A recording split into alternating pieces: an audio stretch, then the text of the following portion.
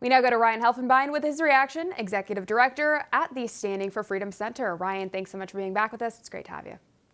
Hey, it's great to be on with you, Allison. I just think this is absolutely ridiculous on its face that we have a sitting president of the United States saying these words and remarks about not men and women in uniform, but about a sexual revolution. Yeah. I couldn't agree more. I was going to throw that point out there, but you clearly see the fact that this is just downright disturbing and insulting. I mean, it's despicable that that monstrosity is hanging on the White House between two American flags. I mean, what message do you think that this sends to the American public? Well, I think this is a part of this woke delusion that's being foisted upon the American people. The fact that you not only have a U.S. Flag violation, a long-standing federal code, but you're also having foisted upon Americans a privileged indoctrination, a new woke religion, if you will.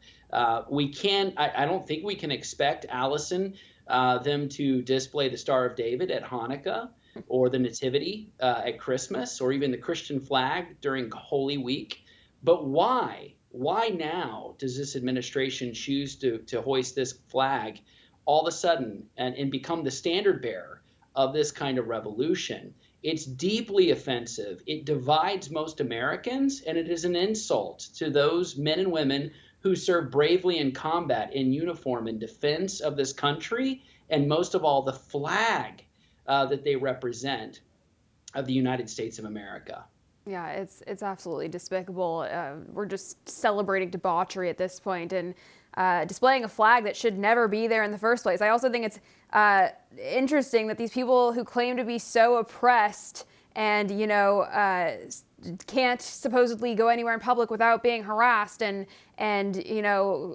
being called these horrible names left and right. They're celebrated. The government institutions are literally celebrating them, and it's just so backwards.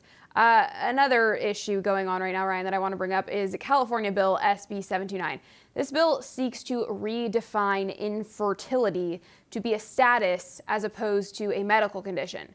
And changing the definition here would thereby classify gay men as infertile. Now, this bill passed in the Senate late last month and is about to be taken up by the Assembly. And it would require employer-sponsored insurance plans to cover all fertility treatment for LGBT people. Ryan, why should a man's decision to be with another man render them infertile? And more importantly, why should we, the taxpayer, have to foot the bill for this? We absolutely should not. This is the height of lunacy. We're at peak woke in this country. I am concerned. I mean, not only that bill, but others in California, including a parental bill that basically would take children away from their parents if they don't go along with this woke delusion.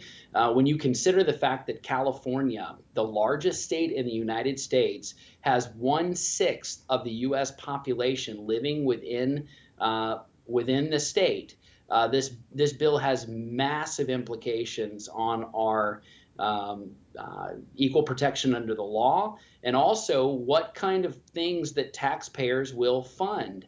And this is not equality. This is inequality. This is not unity. This is division. This is all a part of the division, inequity, exclusion, delusion of this sort of woke revolution. And it's absolutely insane that taxpayers have to pay for it. Yeah, I don't recall ever getting a say on this matter. I just think it's so, I can't even believe that this is what we're dealing with. Not to mention, it's an absolute just abomination and slap in the face to real women who actually struggle with infertility. I mean, is anything being done for them? No, and that's just it. Now, I'll tell you, in other places like Texas, there's model legislation going through right now to help not only save babies' lives, but also to give mothers more resources who are in crisis pregnancy. For all our viewers asking where One America News is heading in the future, we would like to introduce you to OAN Live. OAN Live is the best way to stay up to date on all of the hard-hitting, straight-shooting, national and international headlines. And the best part is, OAN Live is only $4.99 per month. All the credible, honest, unbiased reporting One America News offers at a fraction of the cost of cable. Just go to OANN.com to easily sign up for OAN Live and stay informed.